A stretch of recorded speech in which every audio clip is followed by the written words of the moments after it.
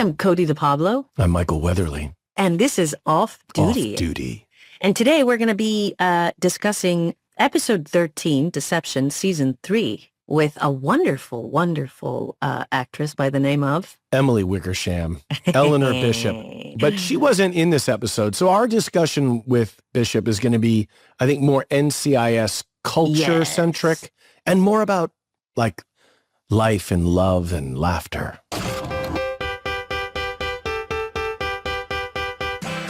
Welcome to Off Duty, an NCIS rewatch podcast.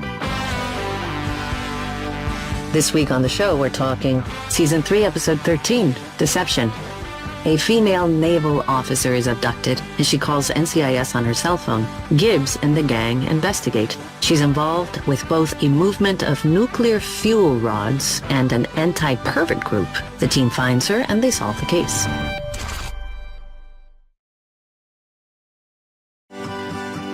So January 17th, 2006, NASA's probe New Horizons crossed the orbit of the moon, the first leg in 9-year-plus journey to Pluto. Oh, Laffy Taffy by D4L hits #1 on the U.S. charts, whatever that means. That was a big hit. Remember that one? No. Sure. No, come on, tell me. Laffy Daffy.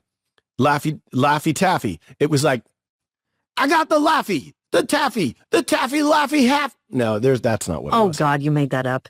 The Pittsburgh Steelers, go Steelers, defeat the Indianapolis Colts with a score of 21-18 in the first playoffs following a missed field goal by Mike Vigergeorge. Okay. Wait, now, 1 second. Why are you laughing? What sport is this? Football. I know this. I know this. I know this. I know this because I went to Carnegie Mellon, so I should know my Steelers. Very well done. Cote de Pablo. I mean, I am like very well versed in American culture, and you know what? Every day I just get better. Okay, why don't you tell me about British culture? What else happened in January of 2006? So a 17-foot northern bottlenose whale is observed in the River Thames in central London. What do you think about that? I have nothing to say. Nothing to say. Yeah. Do you know Emily Wickersham was on The Sopranos in 2006? Oh, that's a nugget that I didn't know. So while this episode was airing, Emily Wickersham, future Ellie Bishop, was out there playing Rhiannon on The Sopranos. Oh my God, how fun. Yeah. I just like to bring these little factoids up. Yeah, why not? This episode, Season 3, Episode 13, Deception. Episode synopsis. A Navy lieutenant commander in charge of a shipment of nuclear weapons is abducted. The only clue being is a brief voicemail from her phone. Gibbs and the team dig into the commander's life and discover that she was a member of an organization dedicated to combating online pedophilia and that her intended target might have been responsible for her kidnapping. Poof! Zac Efron was in this episode. Well, I think you're totally lying. You want to know why? Because you're old. And not only that, but Jesse Plemons. Do you remember? His scene was so epic, it wasn't even funny. Well, do you know that they gave Zach the line in the scene in the squad room? They gave him the line that I ad-libbed in your screen test. Which is? Oh, the Salma Hayek thing. Salma Hayek. I mean, these guys aren't even cops or some secret government agency. You see the way that chick was playing with her knife? Yeah, I know. It was kind of hot. Like Salma Hayek in Desperado. Never seen that. I remember very well being in the squad room and Zac Efron, cute as a button, and we were like... Yes, so young and Plemons, so cute. And just so good in interrogation and everything. But Zach was like, yeah, next week there's this thing called High School Musical that I did that's coming out. And oh my God. And it was like the biggest thing ever. Yeah. So he went through our set right before he totally blew up. That's what most people call our show a launch pad. They said they got it from you. Did they now? Wow, well, I'll just have to be sure to thank them for that when I get home. Jesse Plemons on NCIS. Oh, he was terrific in that interrogation scene with Sean Murray. Yeah. Yeah.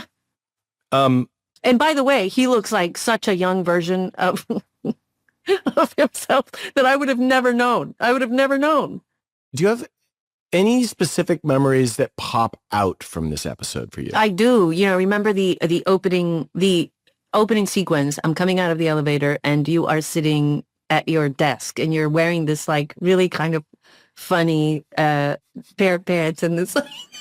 To get a glimpse into the private lives of our coworkers. Except, I have no interest in your life. Now, me, I was playing football. Okay, talk about it. Talk about it. No, I can take because it. Because you look like an adorable 8-year-old. I mean, it's like what happens to me now when I see these episodes, I go, oh my God, he looks like an adorable 8-year-old. Like you look cute and fluffy, and I just want to go like that. I go like that, too. But He's a little kid. He's a little bit of a little kid, and she walks in with all of those. Remember, the toes are bandaged and blood, and it's not her blood; it's somebody else's blood. Yeah. And then I ask you, can you help me? And you're like, no, and you're like slightly grossed out by the fact that I'm asking you to help me take the bandages off. And I remember having to shoot that scene. Funny, you forget all this stuff, and then all of a sudden it comes just like pouring in, and I had to keep like sort of like unwrapping, my feet and then wrapping them up again. And I remember being like, oh my God. Well, then I guess I wasn't doing a Pilates. Do you mind giving me a hand with this? Yes, I do. Whose blood is that? Not mine. How many times when I have to take off the shoes, make sure that the bandages are on correctly. And, but it turned out to be a really great scene. And it was a fun scene. I recall that being something that I think I was truly, I have a repulsion or revulsion sort of reflex. I'm not big with blood. That's why it's, That's why you married a doctor. Yeah, I let somebody else do that stuff. When the kids like slice open a thing, I'm like, well, where's mom? Dad's not super good at that. Unless I get hyper compartmentalized, and then I can handle it. Yeah. Well, if there's no mom, you must. Yes. And then I just go into like, sort of Tyrannosaurus Rex kind of like. How about Mark Harmon in this episode?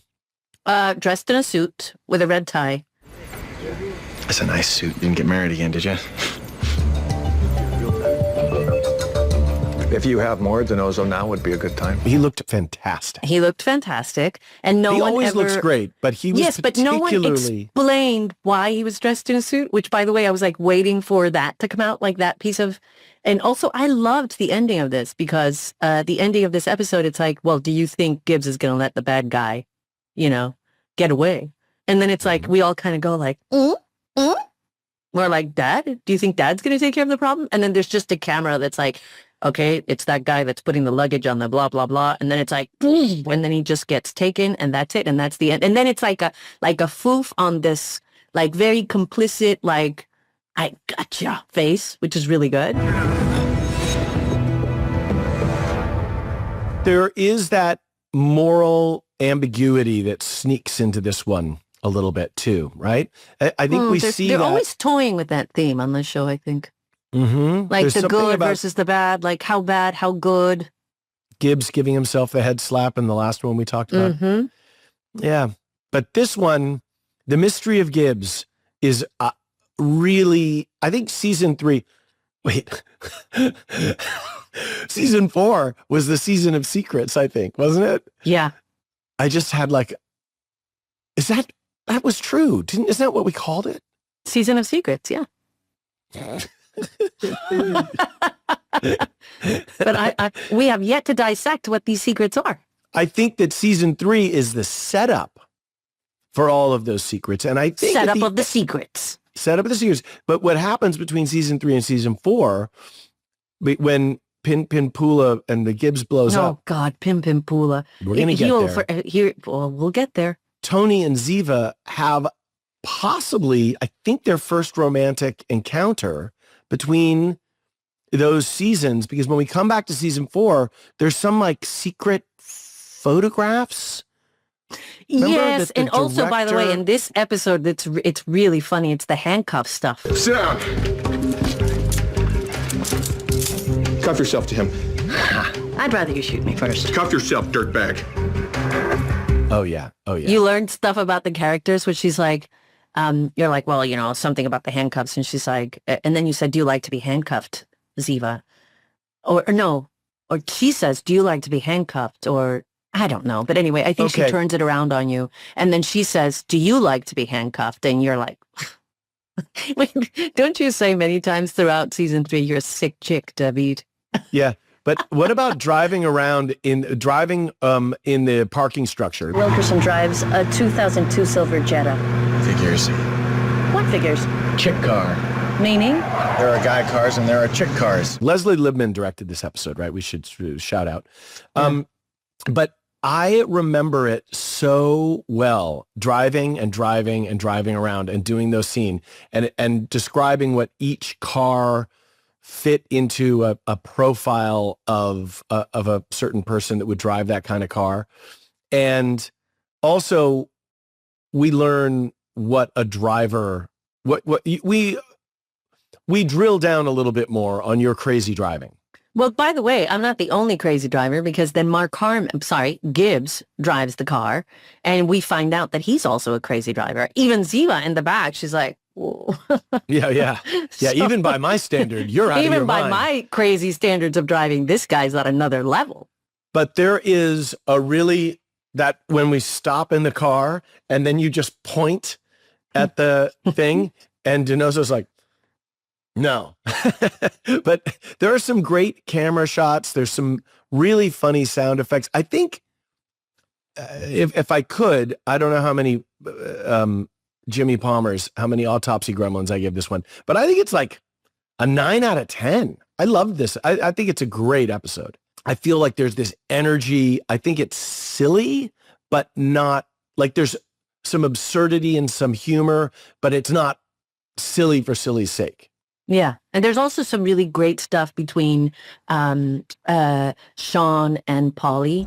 You're not the only one who came to work dressed differently today.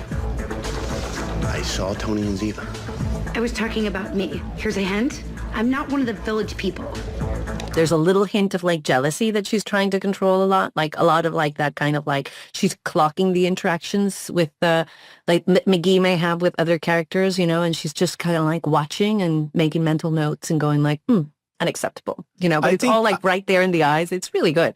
I think that this is a great example of you finish the episode and 5 minutes later, you have no idea what the plot was really, but you would watch it again right away because all the interactions were so amusing and so kind of a little mysterious and entertaining, like you said, with the blood on the bandages and there were all this kind of innuendo and where do you think Gibbs was going? Because I'm like, now that we're talking about it, I'm deeply intrigued by where was he going in a suit? A date, a funeral? We have no idea. A job funeral? Interview? No, I doubt it's a funeral, but yeah, you never know. I feel like the show is finding a new strategy about the storytelling. Yeah. And it's starting to really stretch into what it can do. And it's not relying on sort of these tricks and tropes. It's making fun of itself. It's not explaining everything. We don't really know what happens. Yeah, I like that. I actually love that part. And you're right. So, Cody DePablo. Yeah. When you left the show, you left a void that could only be filled by somebody smart, funny, a little silly, great patience, and a deep soul.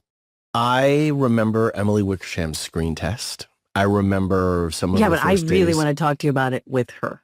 I know, but I'm just doing pre-gaming. I'm pre-gaming. Okay, bring it. We're in the parking lot having a couple of beers before we go into the game. I was never that kid. Or having a little kombucha, which is really that's what you do.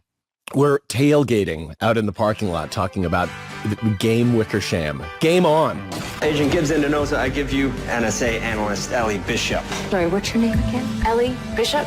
Don't let the chaos fool you. This is just how I work. I'm really just gonna stand there and watch me? Enough! I'm sick of your crap. But like I said, it's not my first case. I don't want to talk about it. You got any food around here? Legal, yes. Ethical? That's not for people. This is complicated. First time for everything. I need a snack. Are you wearing a Jamaica shirt? I wore this for you. That is awesome. Yeah, man. I am so happy to see that. Hi, Emily. Hi, Michael. Hi, Cody. Emily, how are you? I'm good. How are you guys? How's life? Life is great. Life has changed a lot. Life is really, really good. You tell us, how has life changed? Well, I had a child. Life changes. You had a child. And can you just share with our audience, I would say working with me for that many years was sort of good training for having a child. It was fantastic training, Michael. Thanks for bringing that up.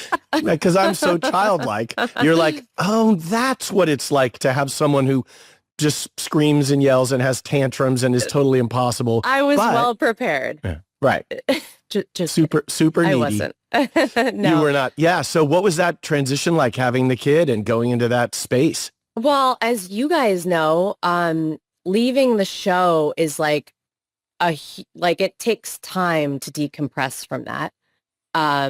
So wait, how long did it actually take you to feel like, oh my God, I'm not doing this? Like, it's not embedded in my DNA. I don't have to wake up like at that 5:30, like, did I miss a call time? Like, what happened? Did my alarm not go off? Cody, I mean, even still, like years later, I feel like I'm like, whoa, I don't have to get up and go to work. It took a while. I mean, I went right into, I left the show. I found out I was pregnant a month later. Oh my God, that fast? Yeah. And so it was like a combo of, kind of decompressing and trying to really like relax and figure out like how things were going to be without work. Because as you guys know, it's all consuming. I mean, it's just your life is all NCIS when you're on that show. It's all day, every day. And you're not really left with much time to do many things outside of that. So that was a real adjustment for me. And I don't know, it was wild to go into pregnancy. And then I moved to New York really shortly after because my boyfriend lives here. And yeah, so I don't know, it was a weird moment in time. It was wonderful and weird. And it was, as you both know, it's strange to leave something that you've just like has been ingrained in you for so many years. Are there moments that you kind of go like, oh man, I missed this or I missed that? Or were you at the point in your life where you were like, you know what, I'm ready for another chapter. I'm very happy. I'm very blessed. I'm very grateful that I'm going into this chapter. And then, of course, you had very little time really before you hit another like milestone. You left the show and then in 10 months you had a child. So, I mean, that was like epic in itself. It was, for sure. I don't know if I was necessarily ready, but it happened and it was amazing. I was ready to leave the show. It was time. And I was ready to move on to something else. And I guess this was the something else I was meant to move on to. So it was good. And do you feel like this chapter has been like an incredible chapter? The child chapter? Yes. So far, yes. I mean, it's amazing. I'm learning every day. I'm like energized and so tired and mesmerized. And I don't know, it's also magical. It's really cool. Yeah. Yeah. Did you have, I'm curious to follow up sort of on what Cody was saying. Like, did you have a little like pivot point where you felt like it had closed, like the door or the circle had looped closed and you were now done with NCIS in that way? Like that is, because I remember when I was leaving and I said to you, I felt like the circle was closed and it was, I had Salisbury Hill by Peter Gabriel going in my ear every day. Yeah. I guess it really does come down to Ellie. Let's talk about Eleanor Bishop for a second, because there is a strange twinning that happens. Cody walks through an airport even now and people are like, Ziva. And you're like, fucking Ziva, Jesus Christ. Thank you for putting words in my mouth. Well, no, but I'm just saying, like, once you create a character that's known and is out there for hundreds of episodes, you now live with this other person named Bishop. Yeah. And so, right? I mean, and when you leave that show or whatever, that character comes with you because you look an awful lot like her, right?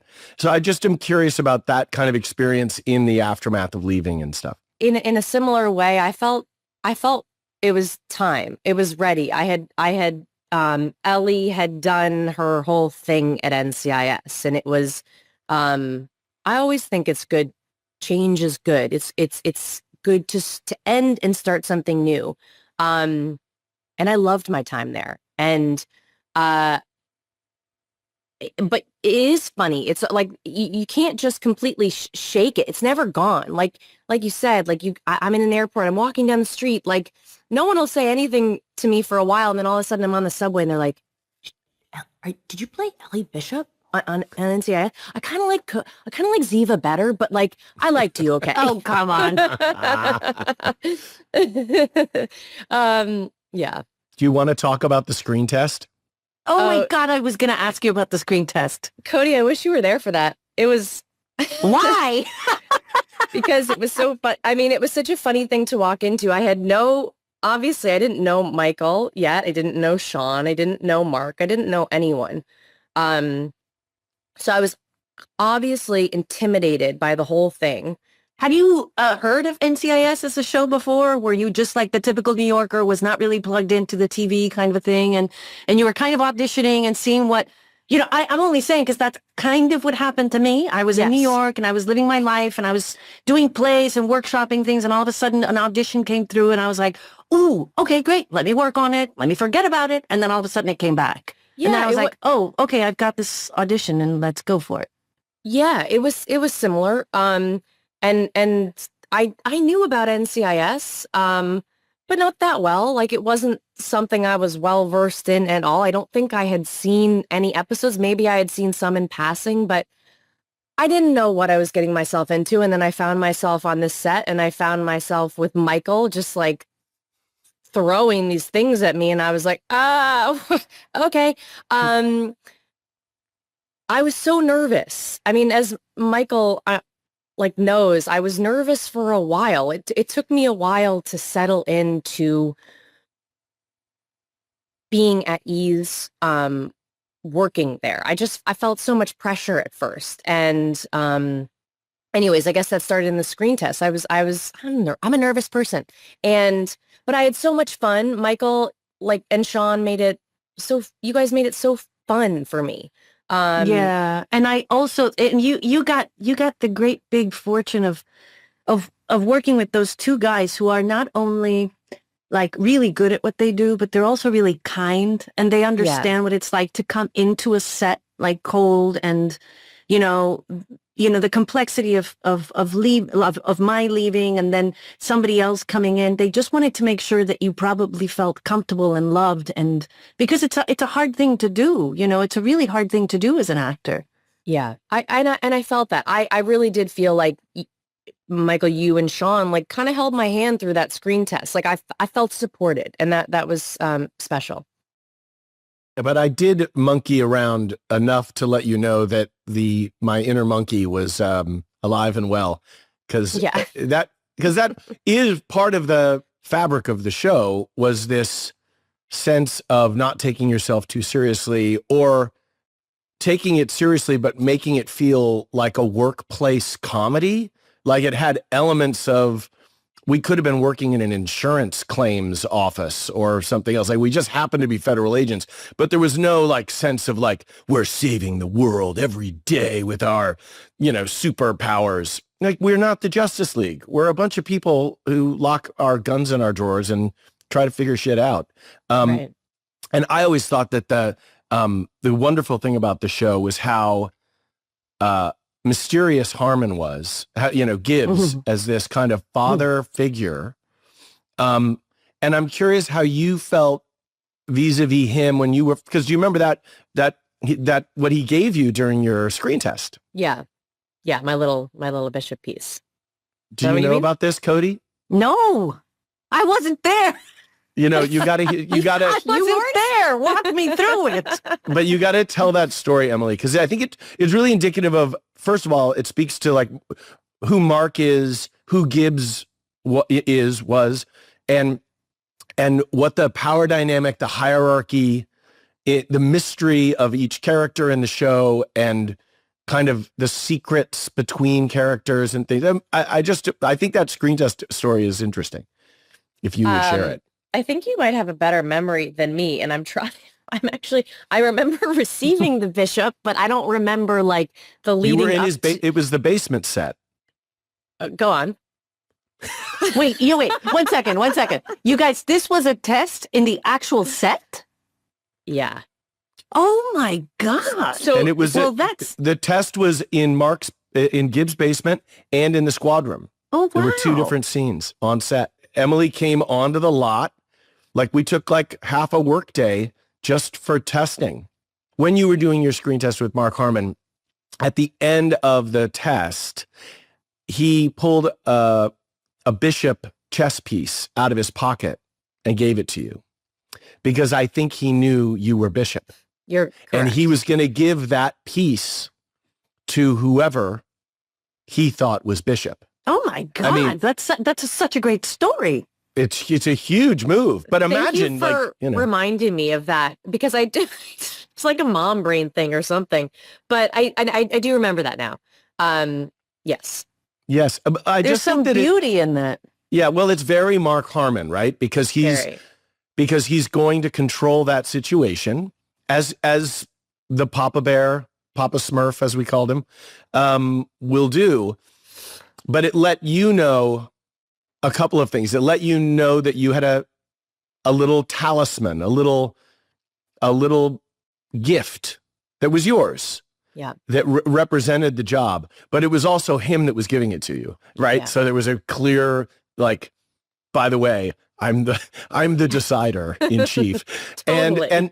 and so as you moved through that time, and then of course that dynamic is the dynamic on the show. And when you came to work with me and Sean, I'm making up my lines and changing everything and being silly and sticking my tongue out and you're like, who the fuck is this dude? What is he doing? But I think I'd probably mellowed in some ways from when I screen tested with Cody. But I think I also had that screen test in mind, Cody, for Emily and the other people vying for that job. Because I wanted everyone to know what it was like to have to put up with me. And so I was like, this is what it's like, warts and all.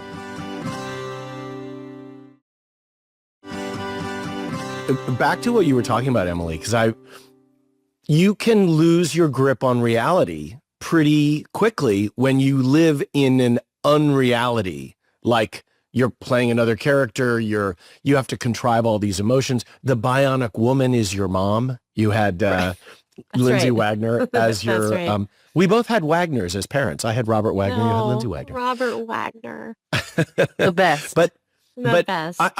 I'm just kind of curious about because I know for Cody she had widow's peak that they were terrified of when she came on the show, right, Cody? My God. I don't know who would be terrified of a widow's peak, but I guess I don't know. I mean, no, remember they had to. I wish I had a widow's peak. No, Cody had to wear a bandana over her head, like a headscarf, because they were like, no, Sherry, it was worse. It was this. They did like a hairdo that was like. Yes. No, it was just, I swear, they kind of grabbed a piece of my hair and then just kind of like slapped it against like one corner of an eye and then just kind of made me do it.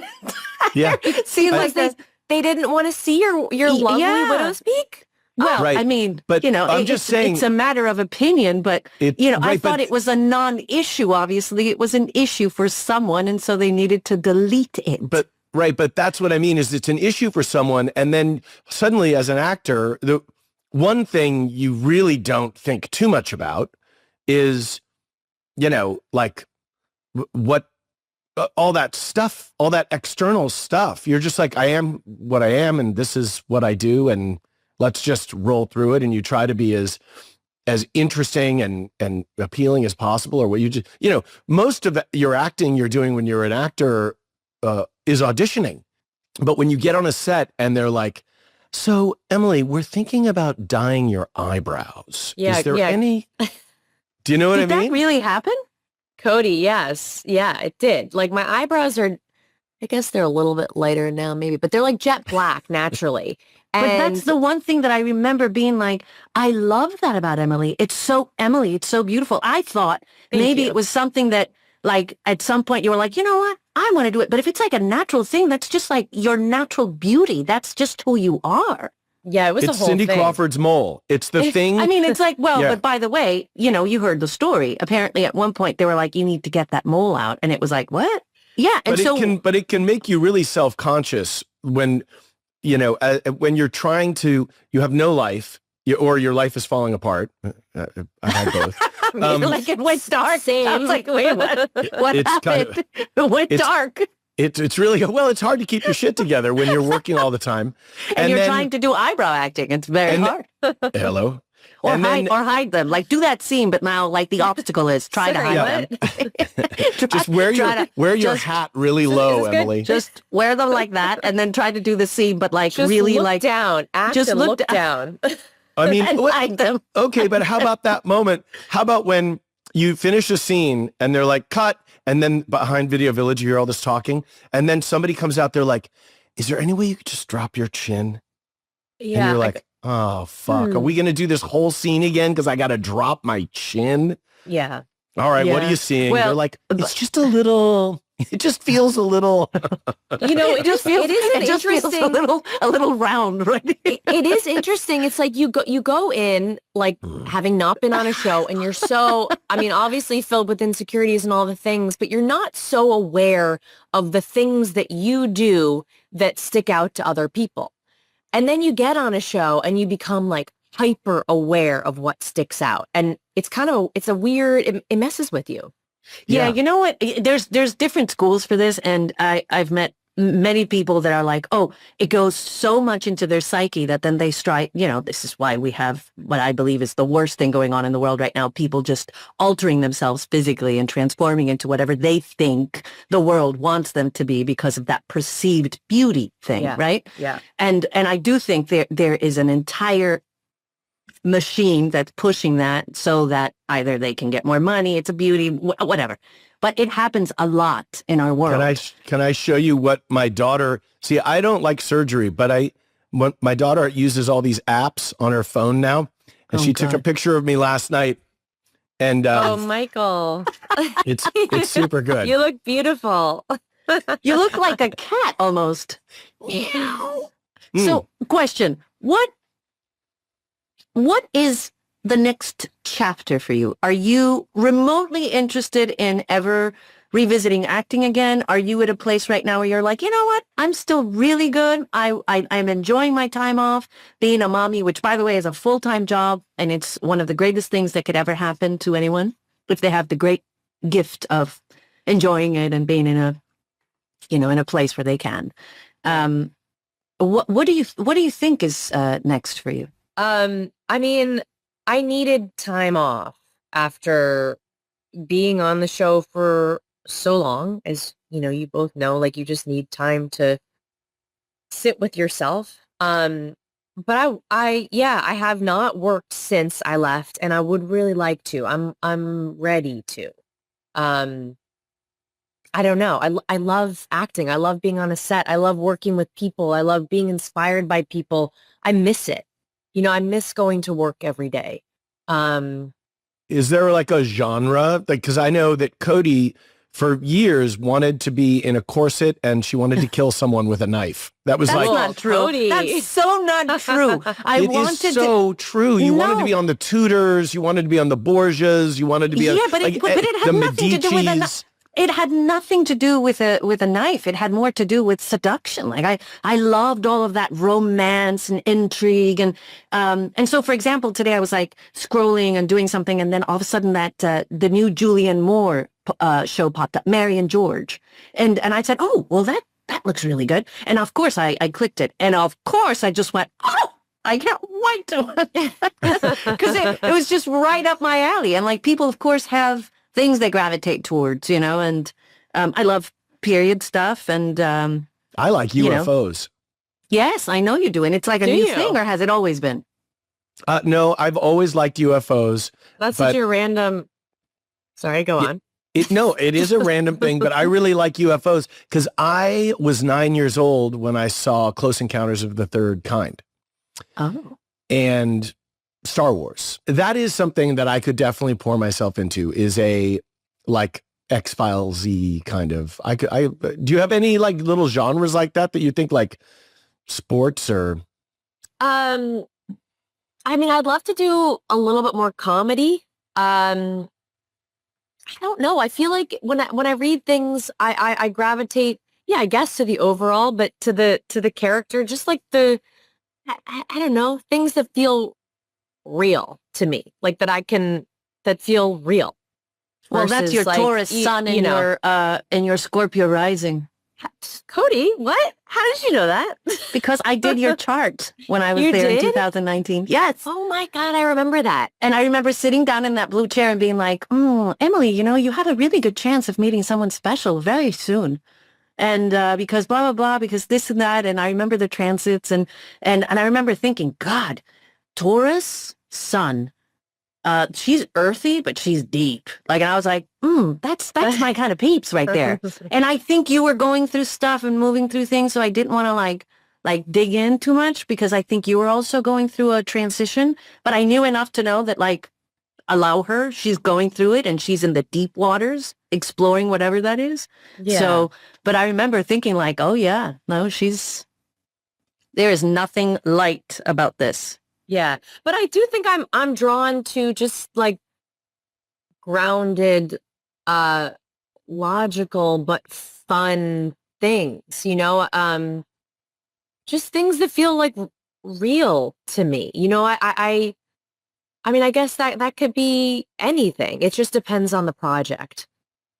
I think when you know, yeah. And I think you have been blessed to have been in a show that gave you stability and now you can really take your time to be a mom and look for the perfect thing that's going to be the perfect fit for you. And I think it's a really exciting thing.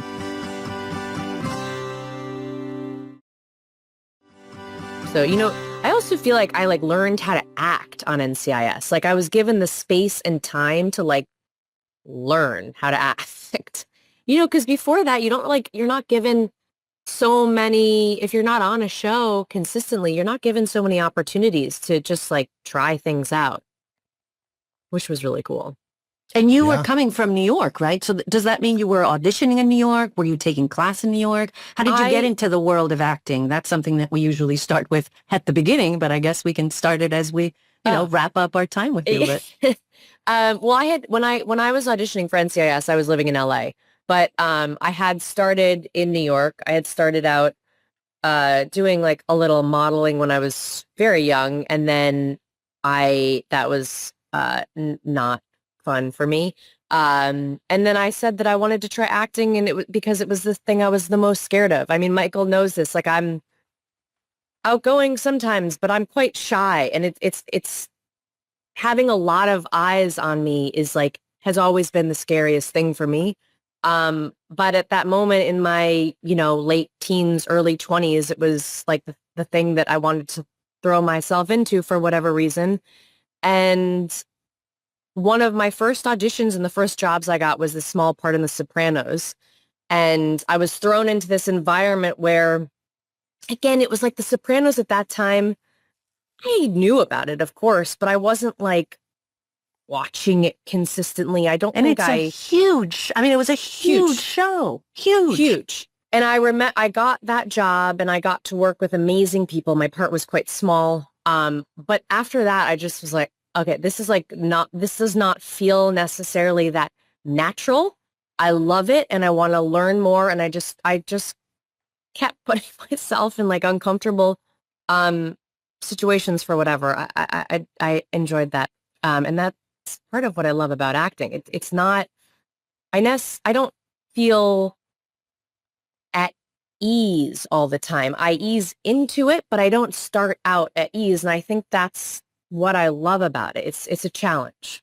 Well, I just feel like we have been doing this podcast for a spell now. And I have to say, Joe Spano. Oh my God. We've had these moments that have been really kind of magical.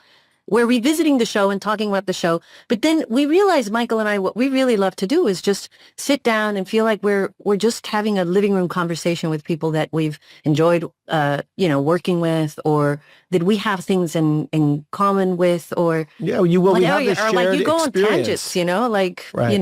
and then you can explore whatever it is that pops up. And that's kind of the thing that we love. Yeah. It's a little bit like we all went to the same college, but maybe we weren't in the same class. Yeah. But we all knew the same teachers and we all knew the same. And so when we talk about Terrence O'Hara, the late Terry, and how much he was just such a sweetheart, but he also would stand right behind the camera and say your lines while you were saying them, and you could see his mouth moving. And it's like, there couldn't be anything more distracting. Or Jimmy Whitmore Jr., who's an actor and the son of an actor, but as a director, he will do the most insane things to actors where if he did that to himself as a director, he'd have a fist fight with himself because he would never want to meet himself as a director. I was just going to say, Emily, this has been such a treat. Thanks for having me, guys. Yeah, and if by any chance we get the great pleasure of doing some more of these, maybe you should come along. I'd love that. Love that. Because, you know, it's some people you could really talk to for a long, long time. Well, it's great to see your smiling face, Emily Wickersham. I miss you a lot. I miss you guys too. Thanks for having me. Of course. Give and a good kiss luck to with that the fam. to that baby of yours. I will for sure. And also your child. Yeah. That guy too.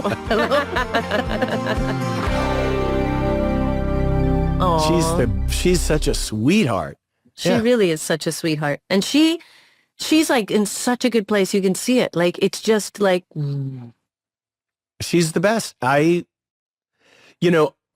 you left the show, it was very hard after a while to figure out what the point of my character was because it seemed that it was such a strong complexity that we had that without Ziva in that world, Denozo, I was walking around and I felt kind of empty and kind of useless and everything. And I have to say that when Emily came into that room and Bishop, and they were trying to make her quirky, and they always try to do stuff like she sits on the floor in the desk and stuff. But Emily's not really a quirky person. She's like a present dweller. She's a pretty zen lady, and she's super cool. She's so much cooler than the character they were asking her to play. Right. Bishop just was not as cool as Emily. And I think that slowly she pulled Bishop closer to her, which is what we do sometimes, especially on series television. But I became friends with Emily as she was learning about the show. And I was learning that I was probably leaving the show. So it was kind of, she was coming in and settling in as I was kind of gathering my things and saying, I think I'm out of here, and we had such a great friendship and such a great time together on that show. And it really made a huge difference in how I was able to leave the show. She was incredibly important to that time in my life. So I do remember something that jumped at me when she was doing her test. You called me after her test. And it was a really bittersweet phone call because you said, I remember your test. I tested somebody that's going to, sit at your desk. You know what I mean? And you were in a very introspective, sincerely heartfelt, like it was like, I think we found this magical being and I'm really excited about it. But also it was a really tough thing for me to do. And you acknowledged both in such a beautiful way that I totally got it, and of course, you always had my blessing. And then when in years to come, you used to say, oh my God, I can't wait for you to sit down with her because she's really a neat person. And then I had the great pleasure of meeting her. I was like, oh my God, she's such a neat person, and she's such a great girl. And when she transitioned out of the show and then found out, that she was pregnant, I was like, oh, bravo. She's going to be so fulfilled in so many ways. Yeah, I think this is This has been a real treat for me, but I think it's going to be a huge treat for the audience that lived through that transition, because it is the story of the show, but it's also the story of our lives. And I think if this podcast is good for anything, it's that we're looking at those twin things. And, unlike the Rudyard Kipling poem, If, triumph and defeat and treat those two imposters the same. I think we have these characters that we played, and then the lives that we had to live that were consumed mostly by work, by those characters that we played. And so it is really great to be able to talk to you, but also all these other wonderful people that we've sort of shared that experience with. It is. And also you get the great big luxury of revisiting whatever state they're in now. You know what I mean? Like, they went through it. They did a long time. They dedicated years to a show that, by the way, keeps going at tremendous success. And we're able to meet them where they are now in life, and sort of, and there's not been one single person that has not been grateful to it. Like, every single person's like, oh my God, we had so much fun. Yes, it was at times very hard, and it was at times really challenging for all of the reasons that we've discussed, but also how wonderful it is to have, friends and to reminisce and to have had that as an experience. Cody DePablo, you're just the best. We're going to go into a segment that Michael and I really enjoy. It's called Fan Questions. So this is Anna. Why weren't you more supportive of McGee and his pipe? Made me sad. What do you got here? Oh, you smoke a pipe, McGee? I do not smoke. This is his writing pipe. I want to say that the point of DiNozzo sometimes is the counterpoint of DiNozzo. He is, he represents a sort of inappropriate character in a workplace or in an environment, someone that everyone has to kind of deal with. And the charitable view for me of DiNozzo is that because we know that these people exist on the planet Earth, we have to coexist with each other, all of us. It's important to understand that motivations for people, everyone had a childhood. Everyone has some insecurities. Everyone has fear. Everyone can be a little lonely. And I think that DiNozzo is jealous of McGee. And so when he's making fun of, it shouldn't make you sad for McGee, because McGee is owning that whole thing. What I see when I see that scene is a very insecure and lonely DiNozzo who has to act out. This is Terry. I've been driving a Jetta for over a decade, and take offense at Tony calling it a chick car. Who wrote that into the script? It was in the script, because that was a very tightly scripted set of things. I don't think I made up anything in that particular run, because it was so specific to each car that had to be. Yeah. Yeah. So it really takes the blame off you. Thank Puts you. it Blame into the writer. Blame the writer. Blame the writer on that one. But if you want to ask me, Terry, it is a chick car. This is Leela. Wow, Zac Efron and Jessie Plemons as kids in the same episode is wild. Working with them, were there any signs that they would become huge actors? I think you could tell both of them were really, really good. Both of them came across as really kind of secure and just delivering their thing. And yep, and this whole episode is cast incredibly well. When you're trying to do humor and you're trying to do these things, it's really helpful to have super talent present, and the guest cast is always on fire.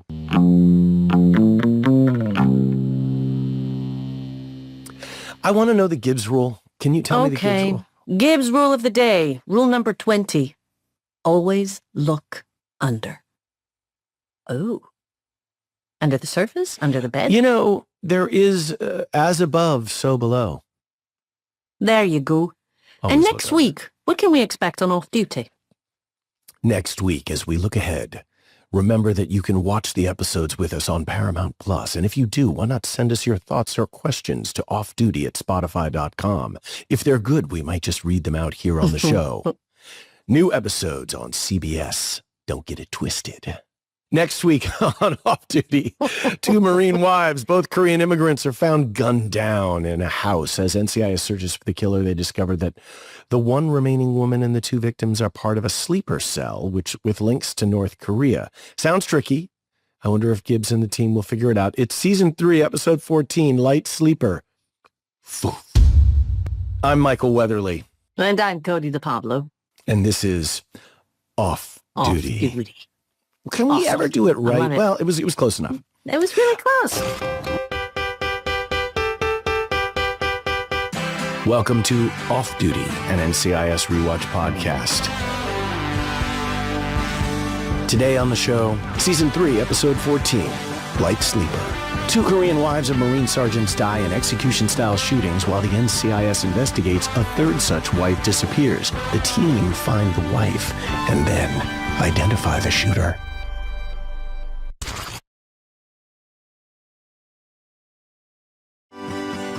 Now, for context, at the time of this episode's release on January 24th, 2006, another case of mad cow disease was confirmed in Mark Harmon's trailer. No, in Canada. Ford announced plans to close 14 plants and cut up to 30,000 jobs. Kobe Bryant scored 81 points against the Toronto Raptors, the second highest in NBA history, and that is incredible, Cody. Yeah. Do you know who Kobe Bryant played for? Oh, are you kidding me? Yes. Okay. British diplomats were accused of spying on Russia using a fake rock. Ooh. Yeah. Can I ask you something? Because we did talk about Kobe Bryant. And do you remember the moment in your life, like where you were when you found out Kobe Bryant passed? Because I remember it clearly. It was such a moment. Yeah. And it was such like, I remember it was like breaking news and like somebody grabbed their phone and it was like, oh my God. And it was just such a devastating thing. I think I was making bull. So I don't know. Yeah. I don't remember exactly what was happening. I remember it was a weekend. I think it was a weekend. It was a weekend. I remember when Michael Jackson died because Jessie Stern, writer, producer extraordinaire of Jessie Stern. Hey, we should have him on the show. Jessie we should Stern definitely have him. Note. Walks into my house in the Hollywood Hills and he goes, "Hey, dude, Michael Jackson just died." Oh, in wow. that Jessie Stern voice. He was like, you know "Hey, where dude, I was? Michael Jackson just died." Well, Weird. by the way, that's like a lot of feeling because the way Jessie Stern would say it would be exactly like that. And within that statement and within that intonation, there's So a lot much. of there's such So a dimension in that. Believe it or not, like that, there's a lot of stuff.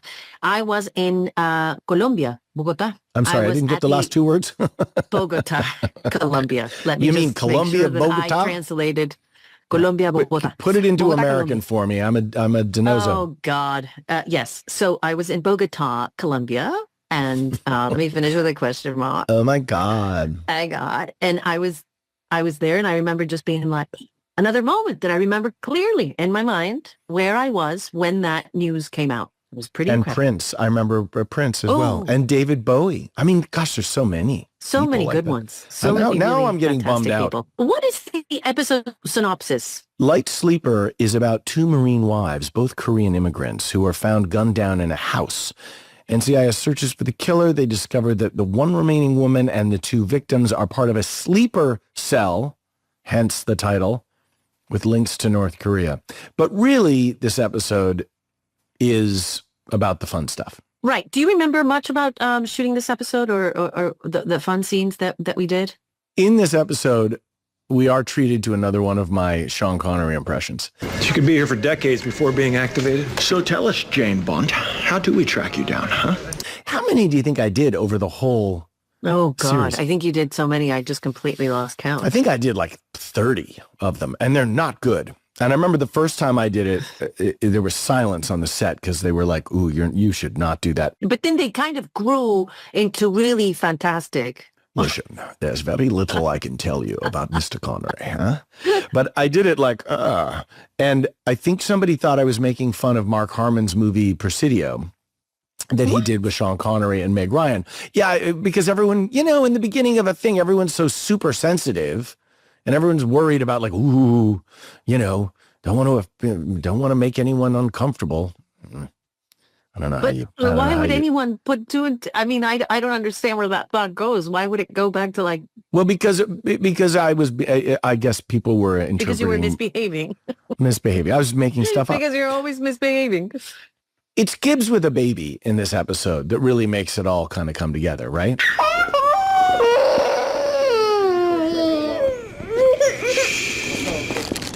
Boss, this is Mrs. Dawson. She found the body. Oh my God. Isn't it great? That's a really great moment. I remember. And you believe that Mark Harmon's held a baby. You believe that he's held a baby and you believe that he's like really good with them. Like you see it. Yeah.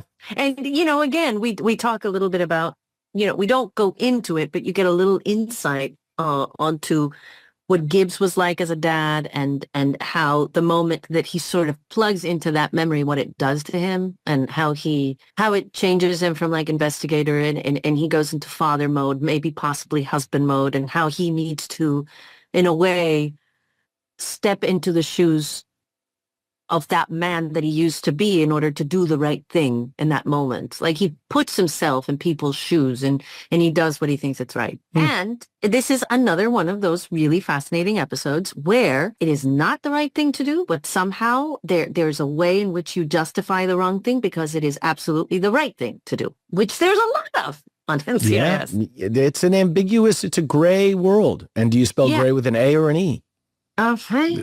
The word gray itself is a gray area. Okay. On that note, we have an amazing guest today that I never thought would come by. And I remember at the beginning when people used to say, oh, this guy, he really wants to be a part of the show. And I'd be like, really? And they were like, yeah, he actually wants to be a dead body. And I was like, wait, who? You? And anyway, this is Mr. Jon Cryer, and he's a terrific actor. And he came by our set and played around on NCIS. Oh my God. Jon Cryer's the guest today? Oh, come on. I know. I was trying to do like that smart list thing. That's the surprise guest. It was a good moment, though. Ladies and gentlemen, let's roll into a Jon Cryer interview. Agent Gibbs, I am Dr. Taft. Welcome to the USS Daniel Webster Surgical Ward, where the elite beat the desert heat and cheat the occasional IED. Time to dance, Agent Gibbs. Mind if I lead? I'm a surgical mouth breather. The mountain came to Muhammad. I know you dig the sporty gown, Gibbs. There's no need to keep pulling stunts like this to get one. What a lovely brunch. Very healthy. Everywhere a man can be scanned. You're humming like a turbojet. Yes. Good morning to you, too. Everybody's afraid of something. That would be just Ducky. I am so excited to see you, Jon Cryer.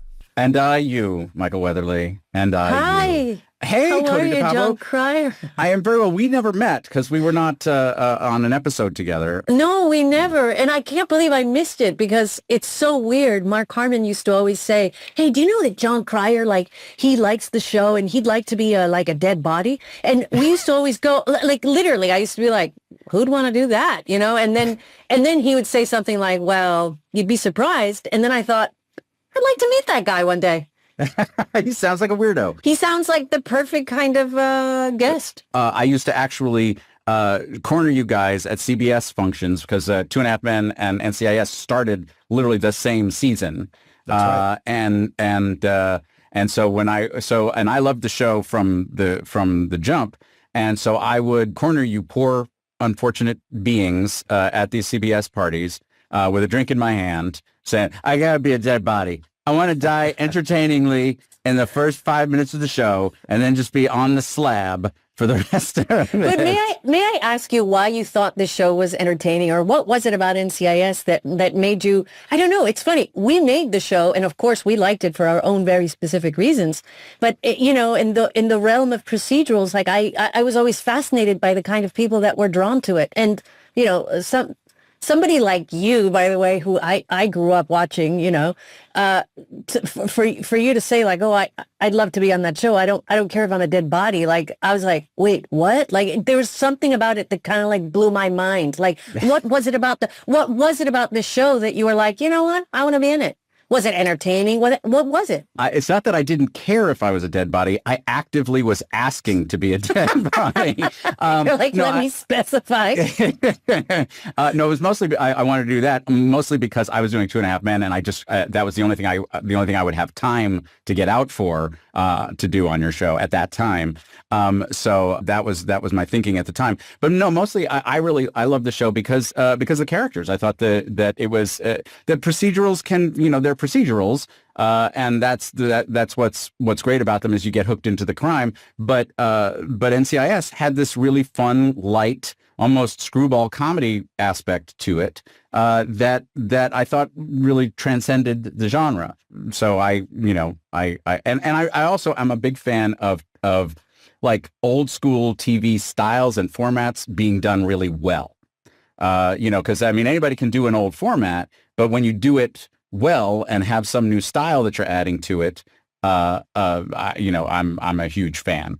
My theory on that, John, is that Don Belisario, who back in the 70s, he came out of advertising, and when he started making television like Baba, Black Sheep Squadron with Robert Conrad, James Whitmore Jr., and also worked on Battlestar Galactica as a writer, Glenn Larson. And so he co-produced and co-wrote and made the Magnum PI pilot with Glenn Larson, and that was really the first time that Don Belisario, and then Tales of the Gold Monkey and Quantum Leap and Jag and all the stuff that Don went on to do. But Don is, like what you're talking about, he's really a guy who makes that indestructible old-fashioned television that's just like the minute you finish an episode, you're like, I could watch that again.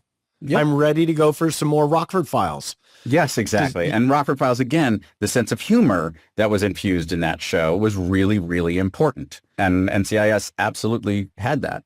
And eventually, though, like when I did end up getting to do an actual character on the show, it was really fun because mostly because I got to save Mark Harmon's life.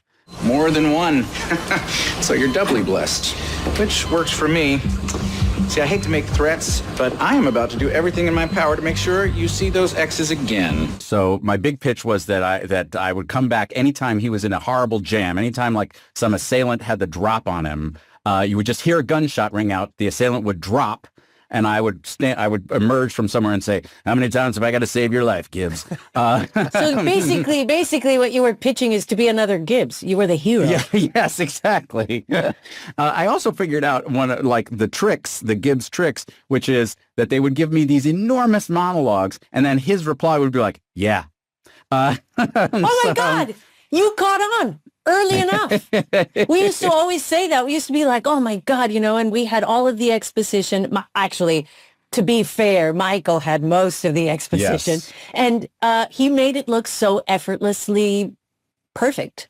Yes. You and Sean really did do so much of that. I remember early on, I would say to the writers, I was like, look, my forte is emotional stuff. Give me all of the breakdowns. Give me all of the shit in the elevators. Give me like all of the emotional stuff. I'll do it. Or remove all of the emotion and give me guns and give me fight sequences. But it's like, these guys are really good at it, And it was the thing about the show that, look, we all still had to do it and we all probably did it well enough to sell it, right?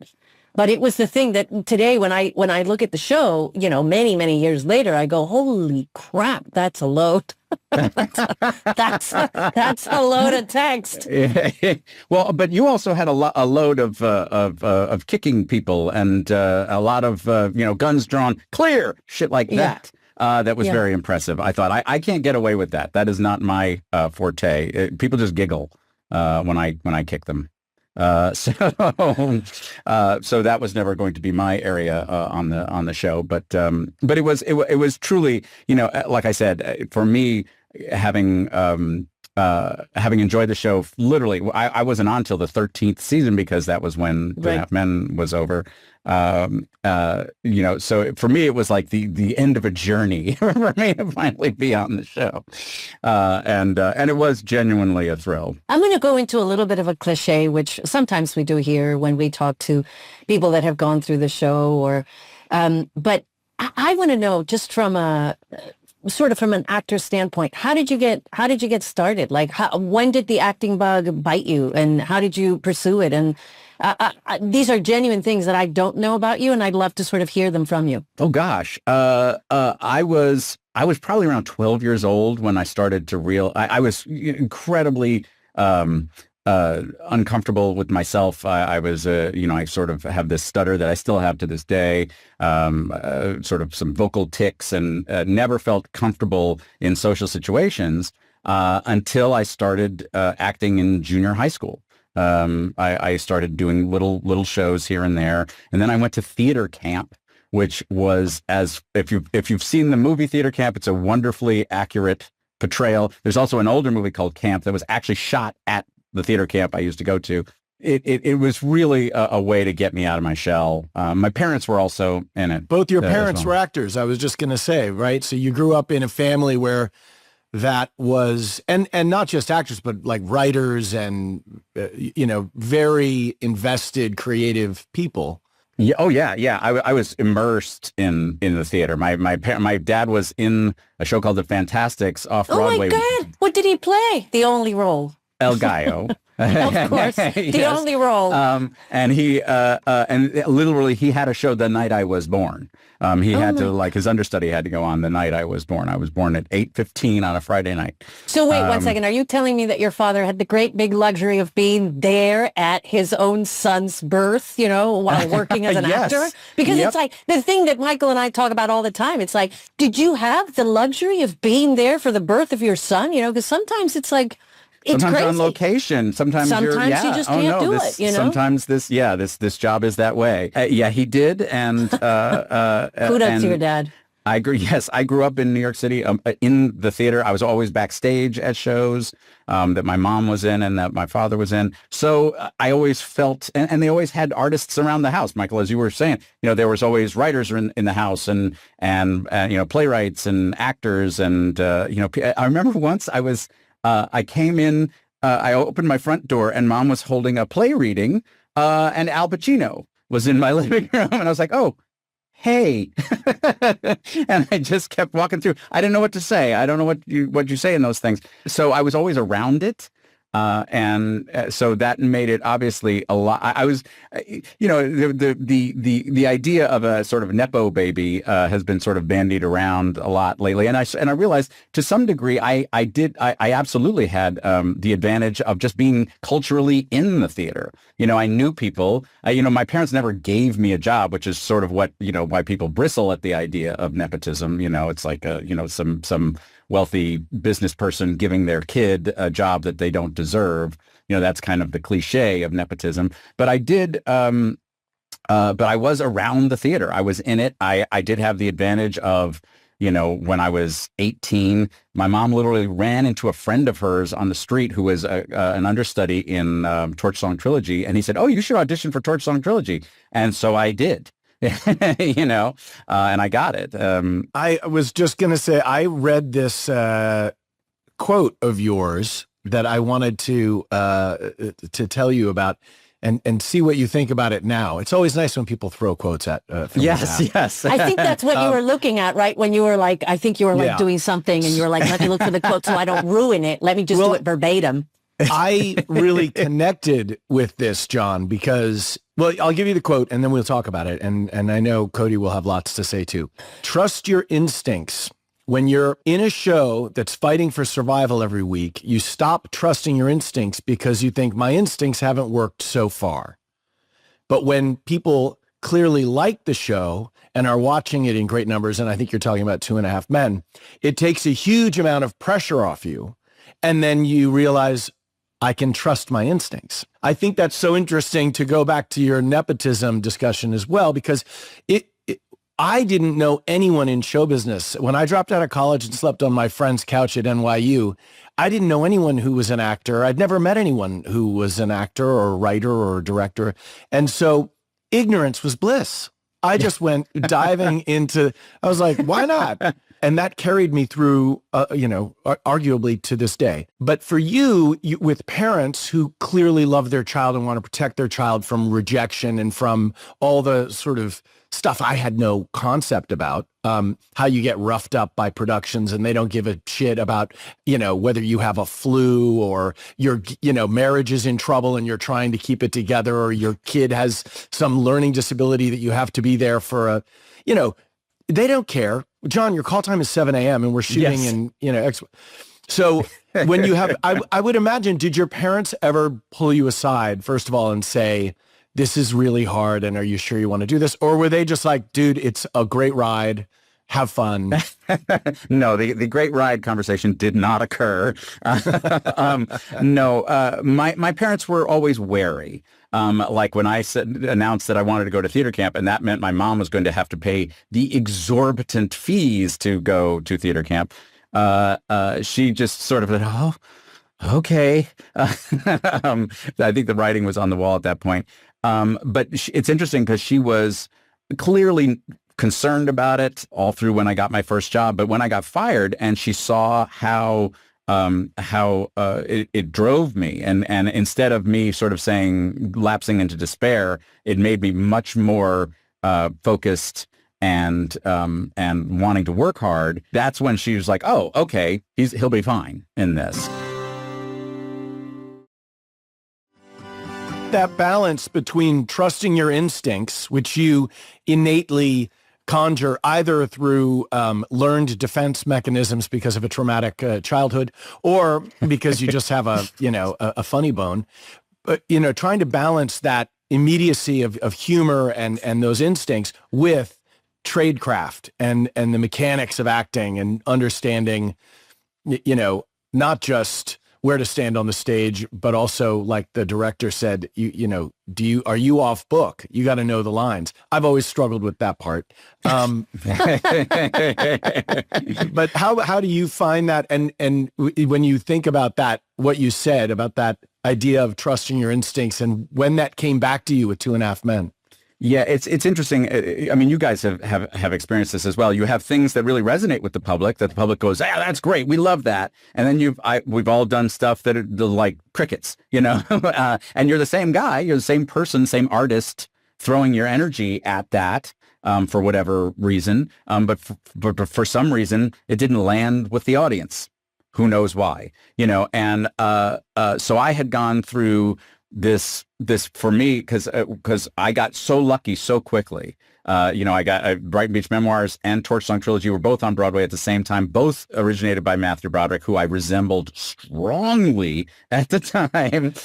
So me getting hired, I mean, when I went to, when I auditioned for Torch Song Trilogy, Harvey Fierstein was in the audience, and he literally went, when I came out on stage. I mean, that's just how he speaks in general. But at any rate, I had that. I mean, that was extraordinary luck to have those two roles that I could do early on, and then having Pretty in Pink be popular very early as well. Oh, what a great movie.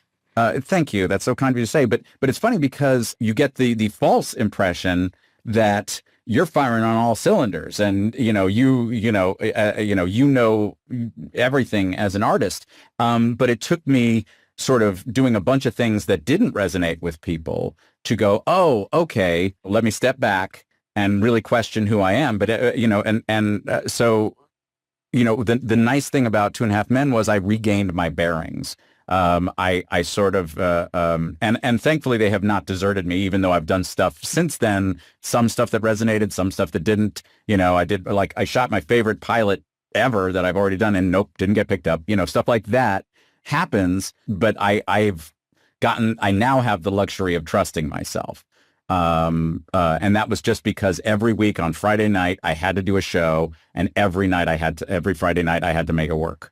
And that just it sort of beat the fear out of me. In a lot of respects. Michael and I often talk about that, and it was the one thing that we've never really had a chance to. I can speak for myself, Michael. I don't know about you, but I would like you to speak for me, please. Well, I kind of do a little bit sometimes. I do apologize for that. But, you know, what you had is that kind of like very theater, you know, reality, which is you get to be in front of an audience, you get to rehearse, and then you get to do it and put it together and see what happens, you know, and feel that sort of palpable thing, you know, see what sticks, see where you get the laughs, see what you know, that very wonderful thing that you don't get from doing the hour, you know, where you don't get to feel the pulse of like the human amoeba that's like looking at you and like feeling it all out, and you're all moving in that same kind of way. And I've often thought, man, what a wonderful thing for an actor to be able to tackle. I do hope at some point in life I'm given the chance to do something like that, because it's the one thing that I think, wow, first of all, what a great schedule, right? Yes. And it's the most fun you can have. I mean, it's like just such so a fun thing, you know? Yeah. It's exhilarating. I don't know. You, Cote, you started in theater, obviously. You started, and Michael, did you start in theater, or did you just say, no, none of that theater crap.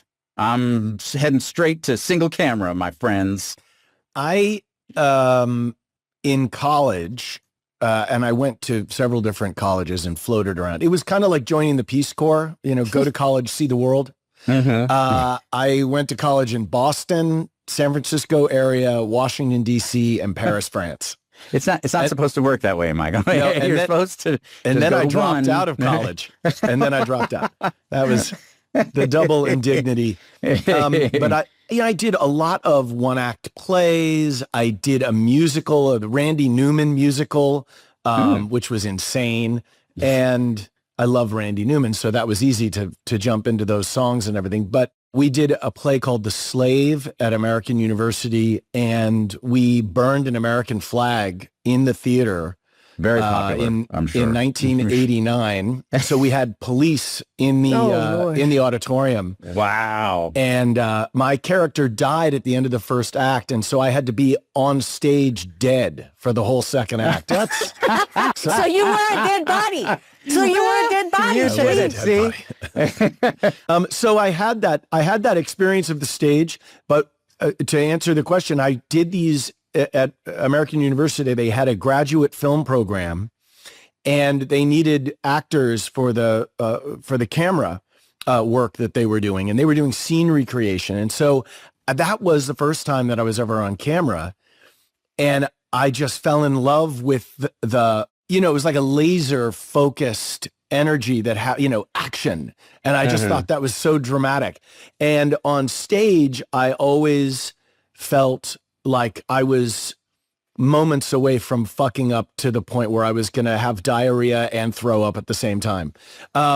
That's an image. But by the way, that's bad. Didn't you? Okay. No. And by the way, didn't you go through that too, John? I mean, I think every single actor before they step on stage, they feel the same thing, Michael. So it's not, it's not. Yeah, you're not alone. It's not like you were in a very exclusive place, No, I know. It was the Michael Weatherly Club, It was. No, I know. But I had this acting teacher, Leslie Kahn, who told me at one point when I was having trouble with auditions and also on camera, she said, we worked it out that I thought I was taking a test every time they said action or I went into an audition. And it was like pencils up, pencils down. And so I would get nervous and start sweating. And I had all those shoulda, coulda, wouldas, and I was in my head and self-conscious. And Leslie said, you have a secret. And when they say action, until they say cut, it's your secret world that you're showing everybody.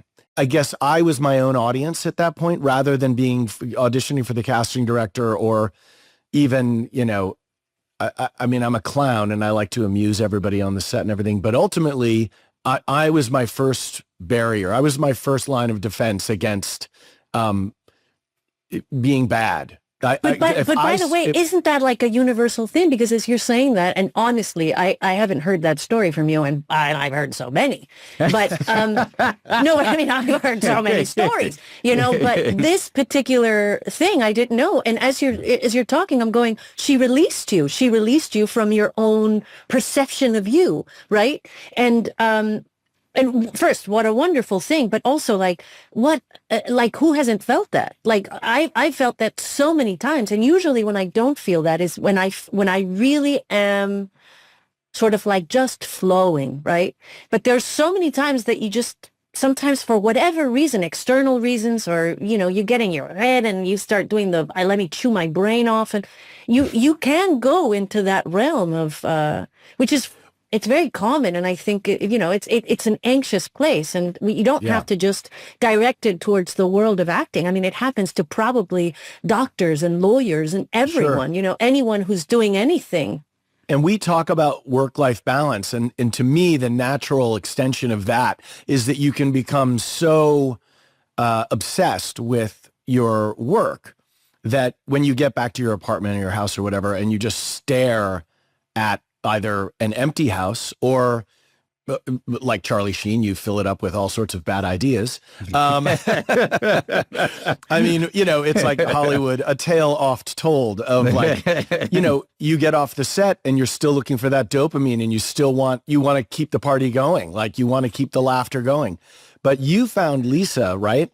And that, I'm just curious about like how big a change in your life all of that was for your balance, because I know you were married before, and and as a father, and you guys are like great parents, and you've had sort of differing experiences as I have too, and it's not easy, but it does create. And Cody, now understands the world of it's so much more when you come home and there are people there that don't want to go and do an 8-ball of Coke with you and drink some Jack Daniels and go, it's like, well, no. Well, no, I'm not going to put it. I don't know what your to do an 8-ball with me, but I know you do have a 3D printer, and I don't know what you use that for.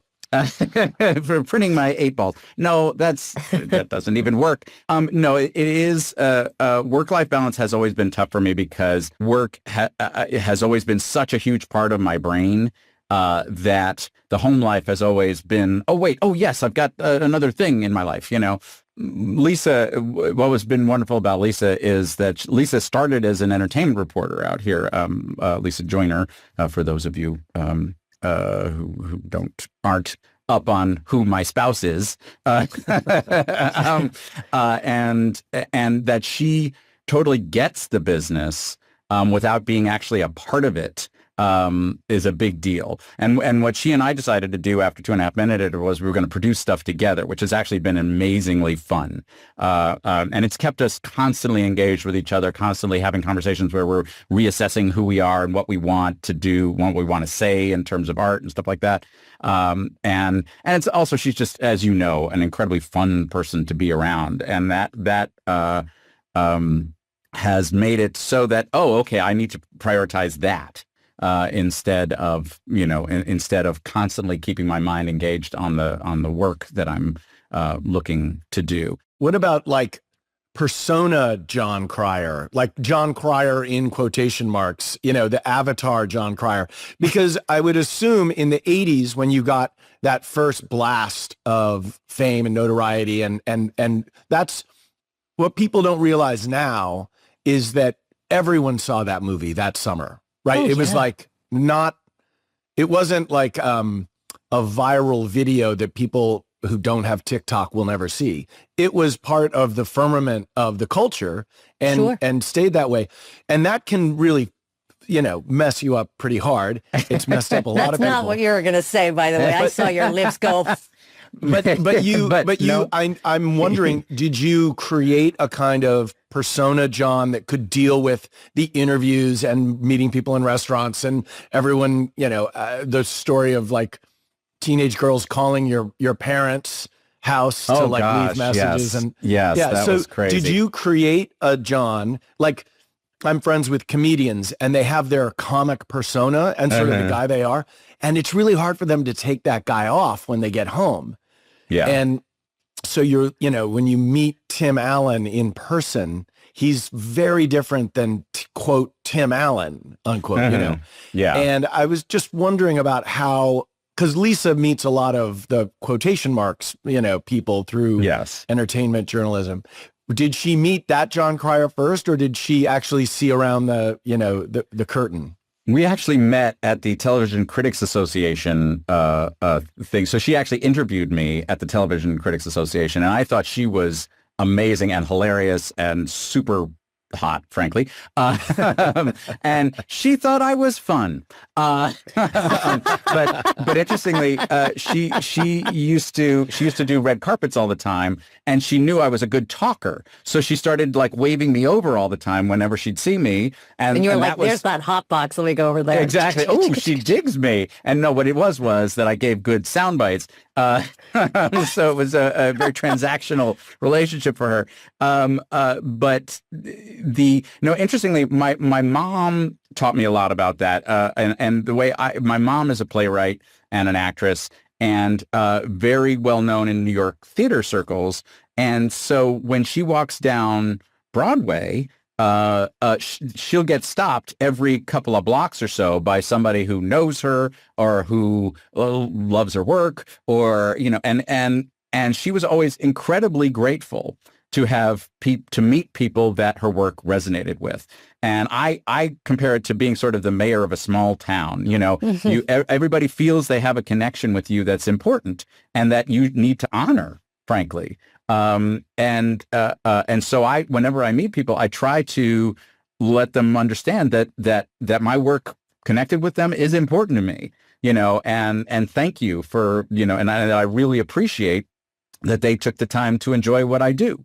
It never meant crafting a persona per se. It just meant sort of honoring the experience of somebody making art that they hope people enjoy. I mean, I've made enough art that people haven't enjoyed that I like making the art that people do enjoy a whole lot more.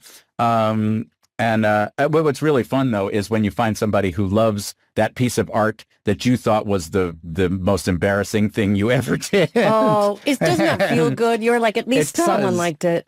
It does. I did a movie called Superman 4, which was the last of the Christopher Reeve Superman movies, and it ran out of money halfway through. So the movie's a mess. If you watch the movie, they never finished the special effects. So they had to cut huge chunks out of the movie, and it doesn't make rational sense anymore. And I'm sad about it because I loved the Superman movies. I was 14 when Superman came out, and I was the demo of that movie.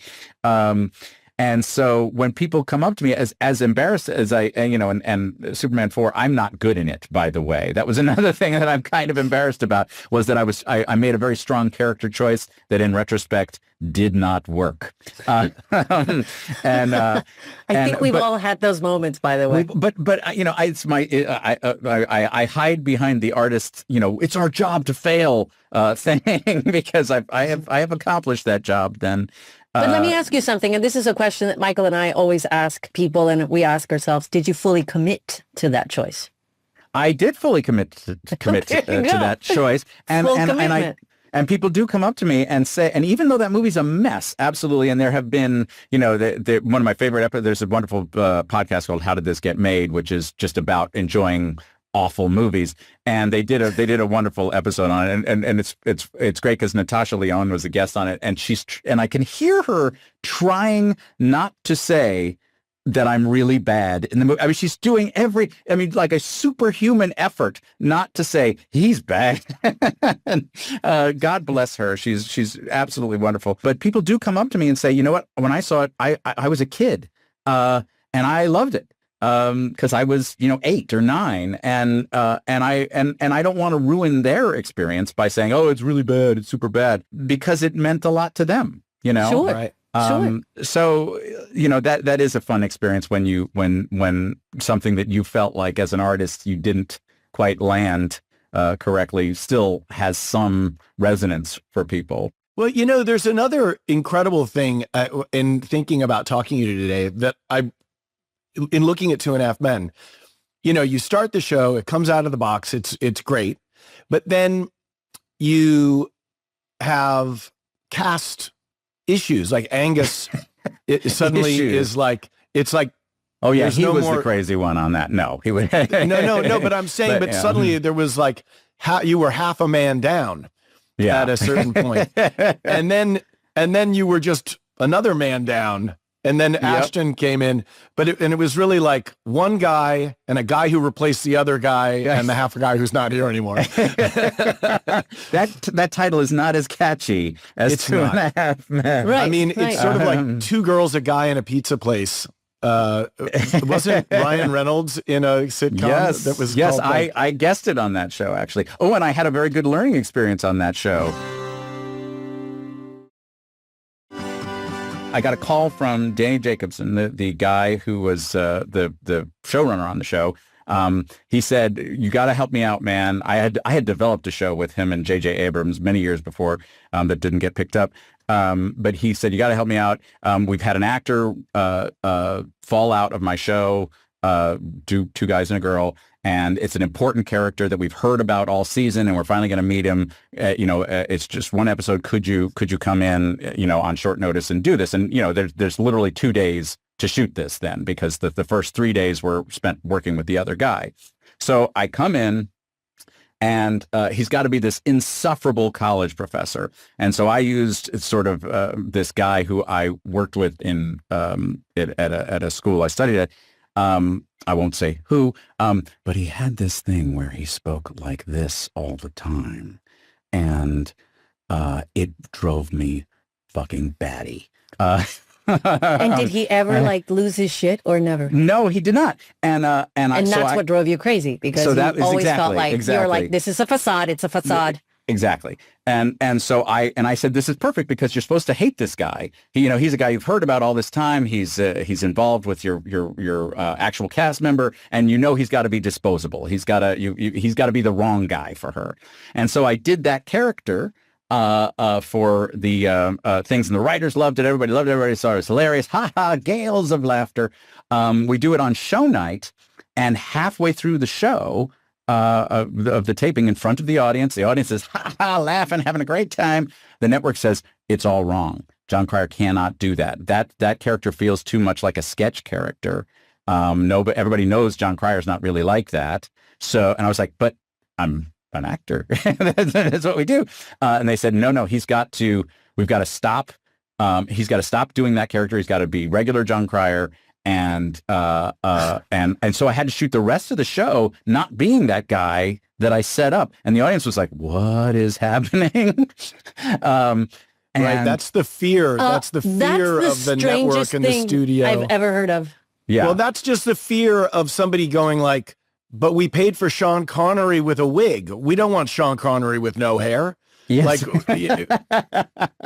And they're like, we paid for the Jon Cryer. We want the Jon Cryer. Yeah. So I then had to stay after they let the audience go and reshoot all of the scenes I had shot with that other character.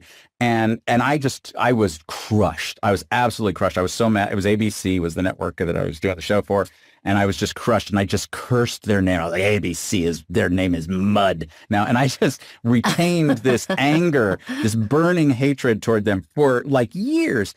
And finally, years later, I got asked to do an audition for a show, but I was in the midst of just awful personal turmoil. I had a car accident, a bunch of stuff went wrong, and I showed up at the thing, and I realized, oh my God, this is I'm about to go on and read this thing. And it's an ABC show, and I hate these people, and they hate me. That hatred is mutual. And I did the read through, and I did the audition, and I got it, mostly because I had forgotten because because I'd had the car accident and all these other things, I had forgotten just for a moment that I hated these people and that they hated me, because they didn't hate me. That's the thing. It was completely a thing in my mind. They did not hate me. This was completely a narrative in my mind that was completely unnecessary.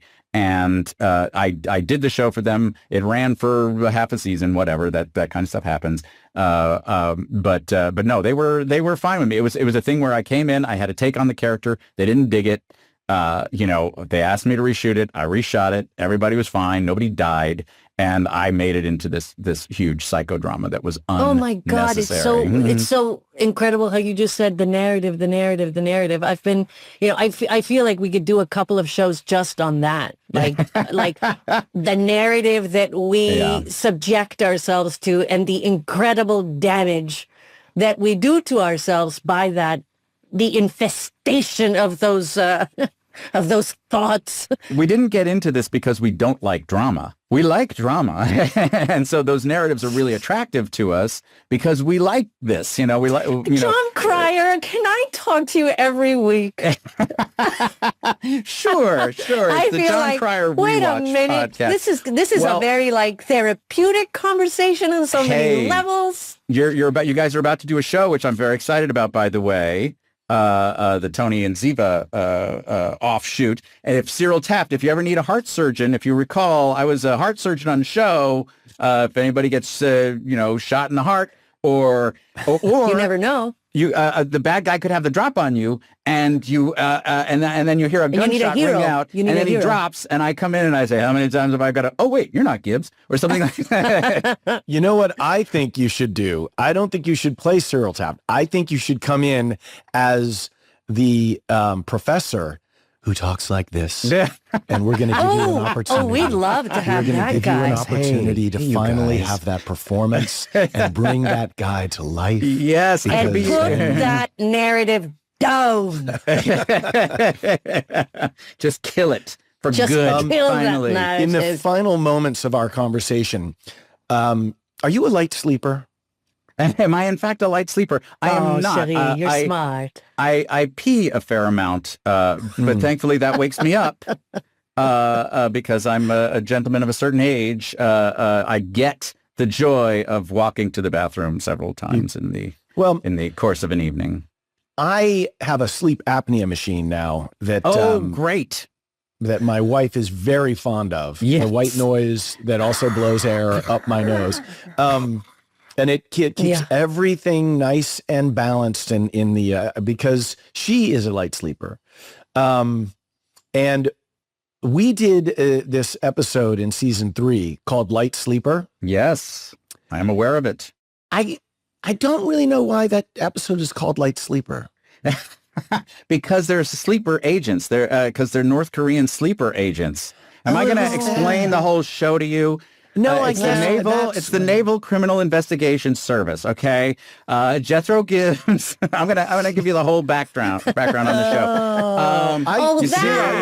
That's what yes. it is. It was an episode where 2 Korean women are found shot, horribly dead. Horribly dead, as opposed to beautifully dead. Wonderfully dead. Beautifully dead. And then it looks as though their friend who has a child shot them. But then it turns out they're all North Korean sleeper agents. Oh, wait, did I give it away? That's the twist. You've just proven that you're like a real fan, which, by the way, we like. So I was thinking somewhere between Woody Allen's Sleeper and the Brad Pitt movie Sleepers with Robert De Niro. Like, I kept thinking, what am I missing? Oh, wait, and wasn't there, hold on, I think there was a film, Light Sleeper, with Willem Dafoe and Dana Delaney in like 1980 or something. Yes, which was just about him urinating many times in the evening. The subtitle was Enlarged Prostate. That was the in other countries, that's what it's called. Grande Prostrato. Yes, tell us from Brazil. Send us the poster of that movie from Brazil. Now, have you got, it looks like you have a very professional studio there. Is that near where your 3D printing machine was downstairs? It is actually. My 3D printing machine is maybe 8 feet away in the other room here.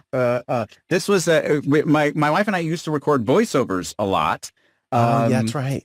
And she had to she used to host a show called Long Lost Family, and they and she'd be flying all over reuniting people with their long lost family members, which it was the sweetest show ever. But whenever she had to do post production, she would just do it from here in terms of re-recording her voiceover for that. And now I co-hosted a podcast for a while, and then I just have another podcast called Lawyers, Guns, and Money that just came out.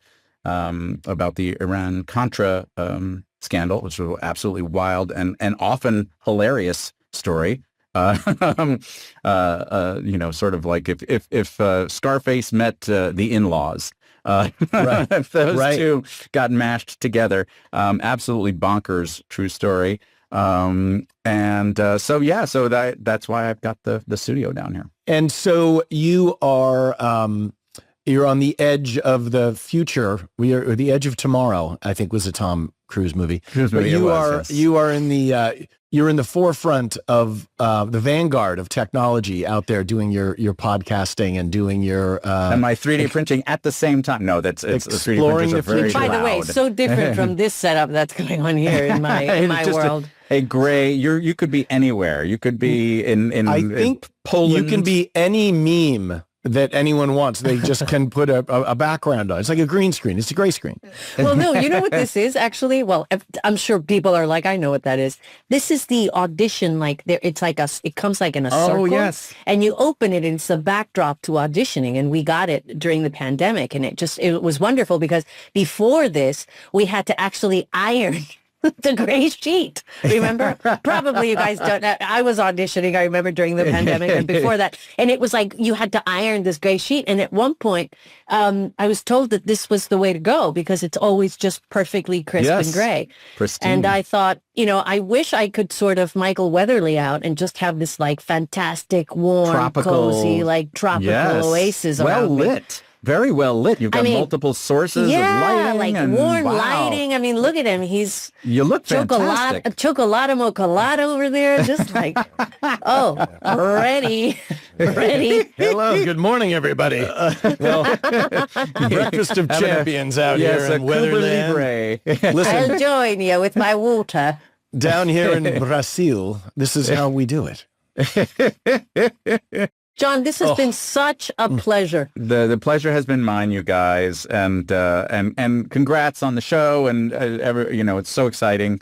And anytime I do love the show, so anytime there's going to be a time when like some like your Danny Bonaducci is your guest this week, and he fell out at the last minute. Let's call Cryer. I'll be around.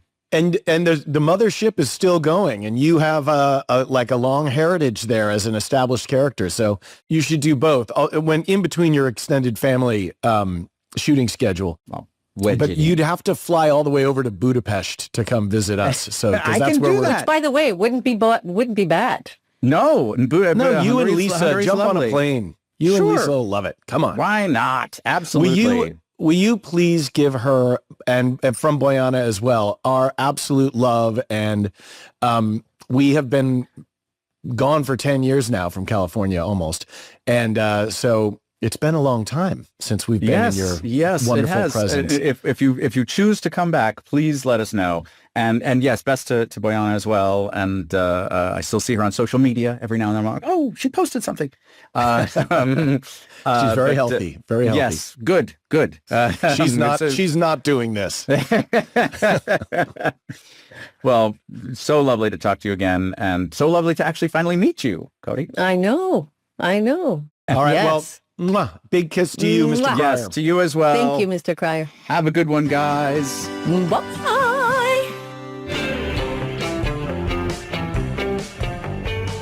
Game time. It's time for game time. Are you ready to play this game? I think I am. Okay. The name of this game is I Call BS. Cody and Michael take turns placing bids of how many of a selected item they think they can name in 30 seconds on the clock. When someone places a bid that the other person thinks is too high to manage, they call BS, and the first person has to list that many of that item. Best of 3 wins. Okay, wait. I'm going to hate this. Yes, I know. That's why. I'm going to hate it. I'm going to hate it. So here's the thing.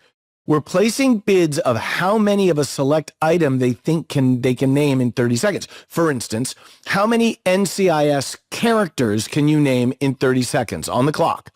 If somebody places, and you got to place your bid. You're like, I can name 7 NCIS. 10. And then I have to try and either name 11 or I call BS. Okay, so no. I'm going to say 30 seconds. I want to hear you name 10 characters. No. I call BS.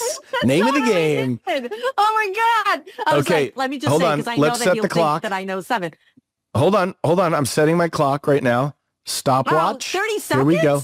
And Okay, fine. go. Abby Shudo, Ducky Mallard, Gibbs, Donoso, John Murray. No, he's not a Jimmy character. He's an Shepherd. actor. No, okay, but you know who he is. No. Sean, Who does Sean Murray play? wait. 20, and then this 22, Rocky 23, Carroll. Rocky 24. Carroll. No, you're awful. You're 25. getting into my anxiety. Okay. I win. That's I got a 30 lot. seconds. I win. I win. No, but how many did I get? I got like 8. You got 5, and you were saying did. Sean Murray and Rocky Carroll. Those are not characters on the show. 6, 7, Okay. 5, 6, 7. So I Okay. Ziva-isms. The English bloopers. God. How many can you name? I can name 3. BS. Go for it. 30 seconds. 1 second. 30 seconds. Set the clock. Wait, Pork wait, you swine. no. Pork you swine. Okay. Does a bear sit in the woods? I never said that. You Go. did. No, I never said that. You said, does a bear sit in the woods? And McGee and I looked at each other. Okay. Okay. And Time. Done. that wasn't 30 seconds.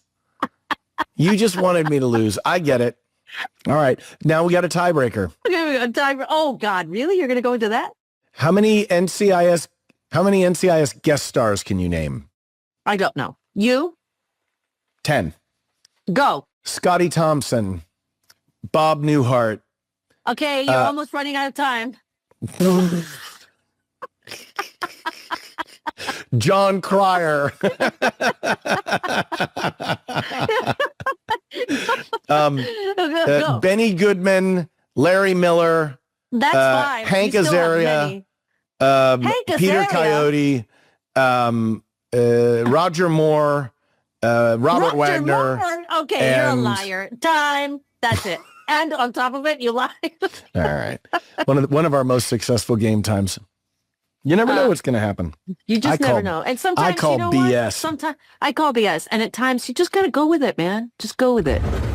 I've got some fan questions I'd like to review right now with you, Cody DePablo. Frederick from a state called New Jersey says, a lot of dead body scenes in this episode. Wow. How long did those actors have to lie there, and how did they even get chosen for that job? Well, it's a great question. And what they started doing is bringing in actors and having them come into Mark Horowitz's office and close their eyes, because some people can't stop their eyes from moving when they close their eyes. Wait 1 second. Come closer. You would have been cast. Yes, because I'm dead inside. It's a simple, Okay, it's a simple philosophical question. Carla Dean from Washington asks, Michael, I was watching this episode with Sean Murray when you said Mark Harmon used to leave the alarm clock whenever anyone was late. Where did that come from? Was it a Mark Harmon thing or an NCIS set thing? It was a Mark Harmon thing. It was a Mark Harmon thing. I wasn't there when this was happening. This was season 1 and season 2. I heard about it, but it was more of a threat. Yeah, you were going like, to get clocked. Yeah, but it was also, I think the days of clocking people were long gone. I think this was like a new, like it was almost like a, hey, refresh. Let's press the refresh button and let's start over again. And so I think the anecdotes about the hanging clock became like this funny thing. But I think while they were happening, they were very real. It was terrifying. It was, and Okay. so yeah. Here's the last one. Matt from All My Exes Live in Texas. Hi, guys. I've been rewatching NCIS week to week, and it's made me realize that I really miss this time in TV. That said, what do you think are the best and worst decades of TV? Okay. Oh, gosh. Okay, and that's best a and Michael worst decades Weatherly of question. TV. I would say the answer has to be late 70s and now, which is such a weird answer. Because Does that make any sense to you? for me, I loved Happy Days and the Hardy Boys and Battlestar Galactica version 1 original gangsta. So it's late 70s, early 80s, like Mork and Mindy. Was my absolutely favorite show. I mean, Did you ever like Miami Vice? Yes, but I was already going to boarding school when that came out, so I didn't have access to a TV. One of the reasons that I connected with Don Belisario is that he made television like Baba Black Sheep Squadron with Robert Conrad, and Tales of the Gold Monkey was a show after he made Magnum P.I. And I understood, and he wrote for Battlestar Galactica. So Don Belisario's words were in my head. I understood his pacing and so he made total sense to me. I knew where the jokes were. I knew where the serious was. And I knew you could put that right up against it, because that's what Magnum P.I. was all about. This guy with a Detroit Tigers hat and a silly Hawaiian shirt with shorts that are too short, living on Robin Masters' estate with Zeus and Apollo, the Doberman Pinschers, and the red Ferrari and the Audi and the wine cellar. So wait, 1 second, because you just said something about Don Belisario and it just jumped at me. It must have been such an epic thing for you to be cast in this show with Don Belisario writing it, and him being such a force of nature shaping this character and asking you to give me more of what I saw Michael Weatherly when I met him. You know what I mean? And so now that I understand your commitment, first of all, to TV of the 80s, and then not only that, but to specifically Mr. Belisario, that must have been an epic moment in your life, like a defining moment in your life. Yes, I've had a few moments getting to meet Mr. Steven Spielberg. Extraordinary moment. Getting to sit and talk with him for quite some time, just the two of us. That was an outsized pleasure. And I got to meet Gary Oldman. That was another one of those extraordinary moments. James Cameron, pretty amazing, right? Sure. But Don Belisario and David Kelly and a lot of people, but Don really wrote, like, I would read the script and I could see what he wanted it to be. Right. And thank God for that, because now I live in a house.